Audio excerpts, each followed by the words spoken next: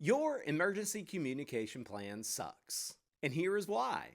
Whether it is GMRS, Fmrs, CB, ham radio, cell phone, satellite, or internet based, there is a massive reason why it isn't going to be successful in an emergency. It is because you don't have a practice plan in place. What is in a plan? The plan is the who, what, where, when, and how of what will need to happen when an emergency arises.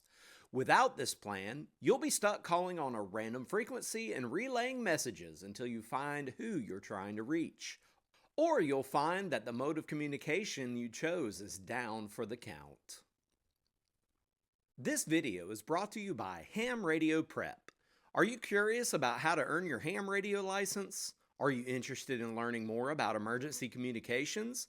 Ham Radio Prep has you covered, and with my unique coupon code W1RCP, you can save on your next Ham Radio Prep or World Radio League products. Be sure to check out their course on emergency communications plans to go more in depth on the topic. So what is an emergency communications plan? In simplicity, the emergency communications plan is the four aforementioned W's and the how of what you want to accomplish when the crap hits the fan.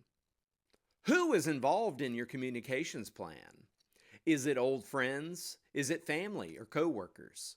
Whoever is to be involved in your post-apocalyptic world is who goes into your emergency communications plan, and they are the ones that need the practice before the emergency happens.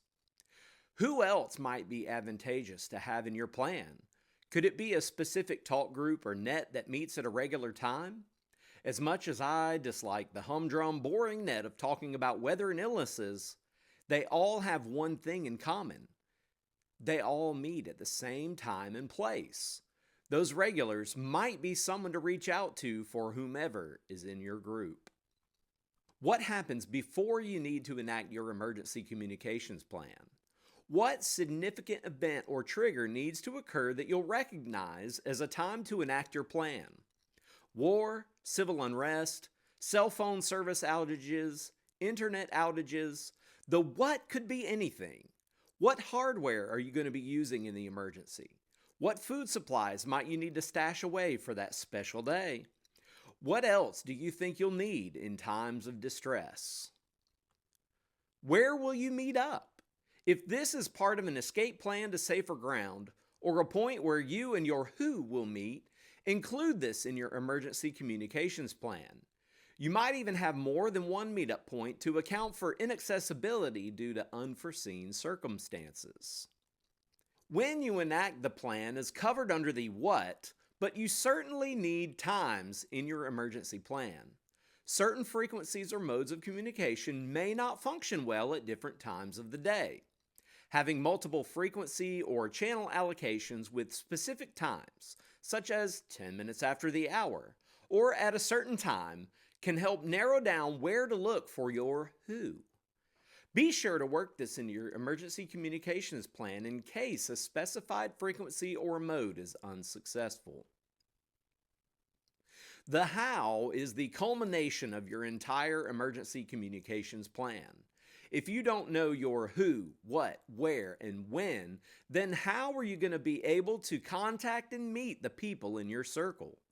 Take the time now to discuss your plan ideas with your people and work it out so that they are all on the same page. Practice your plan.